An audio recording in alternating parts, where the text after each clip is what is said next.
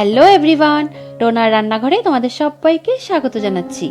আজকে আমি তোমাদের সঙ্গে শেয়ার করব চিকেন মোমোজের রেসিপি।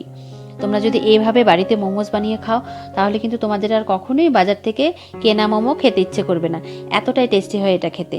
তোমরা আমার এই রেসিপিটা ফলো করে মোমো বানিয়ে খাও, খেয়ে কমেন্টে আমাকে জানিও কেমন হয়েছে। আর ভিডিওটা ভালো লাগলে একটা লাইক করো, শেয়ার করো তোমার ফ্রেন্ডস আর ফ্যামিলিতে। আর যারা আমার চ্যানেলে নতুন এসছো চ্যানেলটিকে অবশ্যই সাবস্ক্রাইব করো। তো চলো শুরু করি একদম tasty restaurant style chicken momos বানানো। তো এই মোমোজ বানানোর জন্য আমি এখানে নিয়ে নিয়েছি 1 কাপ ময়দা, আর আমি দেব 1/4 টিস্পুন নুন।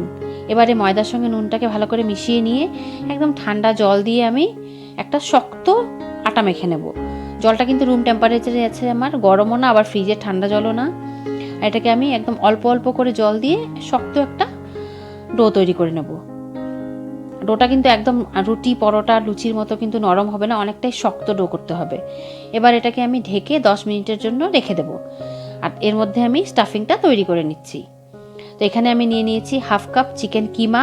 চিকেনটাকে আমি মিক্সিতে ব্লেন্ড করে এটার কিমা তৈরি করে নিয়েছি। এবার এতে আমি বাকি জিনিসগুলো অ্যাড করব। তো প্রথমে আমি দিয়ে দিচ্ছি 1 টেবিল স্পুন আদা রসুনের পেস্ট। তারপর আমি এখানে নিয়েছি একটা ছোট সাইজের পেঁয়াজ কুচানো, আর নিয়েছি আমি 1/4 কাপ স্প্রিং অনিয়ন, আর নিয়েছি 1/4 কাপ ধনেপাতা কুচি। সবগুলোই কিন্তু আমি একদম ছোট ছোট করে কুচিয়ে নিয়েছি। এবার এই সবগুলো আমি এই চিকেনের সঙ্গে মিশিয়ে নেব। আর চিকেনটা কিন্তু বোনলেস চিকেন ছিল আমার। বোনলেস চিকেনটাকে আমি মিক্সিতে ব্লেন্ড করে এটার কিমা বানিয়ে নিয়েছি। তোমরা চাও তো বাজারের কিনা কিমাও মিক্স করতে পারো। এবার আমি নিচ্ছি এখানে নুন 1/2 টিস্পুন, আর দেবো আমি গোলমরিচের গুঁড়ো 1/2 টিস্পুন। এবার আমি দিচ্ছি এখানে সোয়া সস 1 টিস্পুন মতো দেবো সোয়া সস, আর দেবো আমি ভিনিগার 1/4 টিস্পুন, খুবই সামান্য একটু ভিনিগার দিচ্ছি। আর দেবো সাদা তেল 1 টিস্পুন। এবার এই সবগুলোকে আমি খুব ভালো করে মিশিয়ে নেব। আমি হাত দিয়ে করছি কাজটাকে, হাত দিয়ে ভালো করে মেশালে ভালো করে মিশবে এটাকে ভালোভাবে মিশিয়ে নিলেই কিন্তু আমাদের স্টাফিং একদম তৈরি। তোমরা চাও তো কাঁচা লঙ্কা কুচিও এতে দিতে পারো, আমি গোলমরিচের গুঁড়ো দিয়েছি, আমি তাই কাঁচা লঙ্কা কুচি দিলাম না, কিন্তু তোমরা চাও তো এটা অ্যাড করতে পারো। তো আমাদের স্টাফিং একদম তৈরি। আর আমাদের এটা আটাটা মেখে রাখাও 10 মিনিট হয়ে গেছে। এবার আমি এটাকে আরও একটু মেখে নিচ্ছি। মেখে নিয়ে এটার থেকে আমি ছোটো ছোটো লেচি কেটে নেব। আর খুবই ছোটো ছোটো লেচি কাটতে হবে, আমরা যেরকম লুচি বানাই তার থেকেও সামান্য একটু ছোটো লেচি কাটতে হবে। দেখো আমি তোমাদের দেখাচ্ছি, ঠিক এরকম ছোটো ছোটো করে আমি লেচি কেটে নেব। এবার সব লেচিগুলো আমার কাটা হয়ে গেছে। এবার আমি সামান্য একটু ময়দা 1 টিস্পুন মতো ময়দা দিয়ে এই আটার বলগুলোকে আমি মেখে রাখবো, কারণ আমরা এটা মাখার সময় কোনো রকম তেল ইউজ করিনি, এর জন্য একটার সঙ্গে একটা লেগে যাবে। তো এই জন্য আমি সামান্য ময়দা দিয়ে এটাকে কোট করে নিচ্ছি, তাহলে একটার সঙ্গে একটা লাগবে না। আর এখানে আমি শুকনো সামান্য ময়দা নিয়েছি এই লুচিগুলো বেলার জন্য। এবার আমি সব লুচিগুলোই কিন্তু একসঙ্গে বেলে নেব প্রথমে, তারপর আমরা এগুলোকে মোমো তৈরি করব। তো আমি যতটা সম্ভব পাতলা বেলা যায় ততটা সম্ভব পাতলা করে কিন্তু আমি এটাকে বেলছি।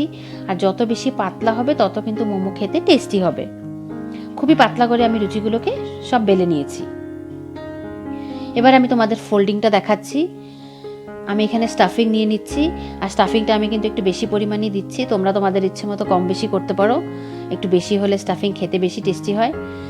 এভাবে আমি এবার শাড়ির কুচির মতো প্লিটস করে করে গোল করে করে করে এগুলোকে জয়েন্ট করে নেব, একটার উপর একটা উঠিয়ে উঠিয়ে, তাহলেই আমাদের মোমো একদম তৈরি। আর চিকেন মোমোর এই রেসিপিটাতে আমি একটা ডিজাইনের মোমোই তোমাদের ফোল্ড করা দেখাচ্ছি। আর আমার যেটা ভেজ মোমোর রেসিপি দেওয়া আছে আমার চ্যানেলে, সেখানে তোমরা দেখতে পারো আমি বেশ এখানে অনেকগুলো ফোল্ড করাই তোমাদের দেখিয়েছি। তোমরা চাও তো অন্যরকম ফোল্ড তোমরা সেখানে দেখে নিতে পারো। এইভাবে আমি সব মোমোগুলোকে ফোল্ড করে নিয়েছি। এবার আমি এটাকে স্টিম করব। তার জন্য আমি এখানে একটা স্টিমারে জল গরম হতে দিয়ে দিয়েছি। এবার খুব সাবধানে আমি মোমোর প্লেটটা এতে বসিয়ে দেবো। আর তোমাদের কাছে যদি স্টিমার না থাকে তোমরা কিন্তু যে কোনো ধরনের বড় গামলা সসপ্যান বা কড়াইতে এরকম ফুটো ফুটো থাকা প্লেট বসিয়ে স্টিম করতে পারো। তো এবার আমি এটাকে 20 মিনিটের জন্য স্টিম হতে দেব। আমার 20 মিনিট হয়ে গেছে, দেখতে পাচ্ছ মোমোগুলো স্টিম হয়ে গেছে। আর তোমরা কি করে বুঝবে মোমো স্টিম হয়েছে কিনা? মোমোটা ওপর থেকে খুব স্বচ্ছ ট্রান্সপারেন্ট হয়ে যাবে, দেখো ভিতরে সবজিগুলো আর চিকেনটাও দেখা যাচ্ছে, তখনই তোমাদের বুঝতে হবে মোমোটা একদম তৈরি। আর এটা হাতে স্টিক হবে না, লেগে যাবে না মোমোটা, তখনই বুঝবে যে তোমরা মোমোটা একদম তৈরি হয়ে গেছে। আর মোমো কিন্তু একদম গরম গরম খেতে হয়। আর একটা চাটনির রেসিপিও কিন্তু আমার ভেজ মোমোর রেসিপিতে দেওয়া আছে, তোমরা সেটাও দেখে নিতে পারো। এবার আমি এই গরম গরম মোমোগুলোকে সার্ভ করে নিচ্ছি। তোমরা অবশ্যই আমার এই রেসিপিটা দেখে বানিও আর কমেন্টে আমাকে জানিও কেমন হয়েছে। আর এই ভিডিওটা ভালো লাগলে একটা লাইক করো। আবার ফিরে আসছি নতুন কোনো রেসিপি নিয়ে। তোমরা সুস্থ থেকো, ভালো থেকো। Bye bye.